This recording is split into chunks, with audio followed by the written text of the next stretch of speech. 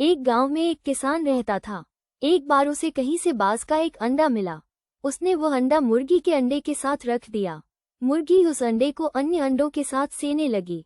कुछ दिनों में मुर्गी के अंडे में से चूजे निकल आए और बाज के अंडे में से बाज का बच्चा। बाज का बच्चा चूजों के साथ पलने लगा। वो चूजों के साथ खाता पीता खेलता इधर उधर फुदकता बड़ा होने लगा।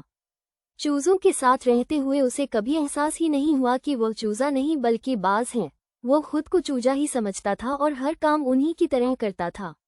जब उड़ने की बारी आई तो अन्य चूजों की देखा देखी वह भी थोड़ी ही ऊंचाई तक उड़ा और फिर वापस जमीन पर आ गया।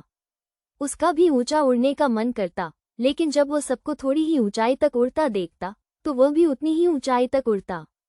ज्यादा ऊंचा उड़ने की वो कोशिश ही नहीं करता था।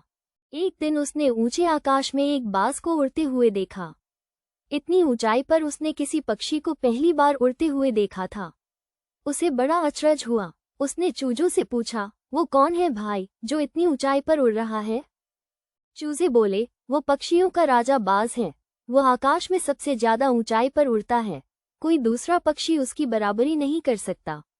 यदि मैं भी उसके जैसा उड़ना चाहूं तो? बाज के पूछा, कैसी बात करते हो? मत भूलो तुम एक चूजे हो। चाहे कितनी ही कोशिश कर लो, बाज जितना नहीं उड़ पाओगे। इसलिए व्यर्थ में ऊंचा उड़ने के बारे में मत सोचो। जितना उड़ सकते हो उतने में ही खुश रहो। चूजे बोले। बाज ने यह बात मान ली और कभी ऊंचा उड़ने की कोशिश ही नहीं की। बाज होने बावजूद वो पूरी जिंदगी मुर्गी के समान जीता रहा। सीख, सोच और दृष्टिकोण का हमारे जीवन पर बहुत गहरा प्रभाव पड़ता है। हम सभी क्षमता और संभावनाओं से परिपूर्ण हैं। चाहे हम कैसी भी परिस्थिति में क्यों न हो, हमें आवश्यकता है अपनी क्षमता पहचानने की और अपनी सोच तथा दृष्टिकोण को व्यापक बनाने की। हम स्वयं को चूजे समझेंगे तो चूजे ही बनेंगे और बाज समझेंगे तो बाज बनेंगे। खुद को कम न समझें, अपनी क्षमता को सीमित न करें, बाज बने और जीवन में ऊंची उड़ान भरें।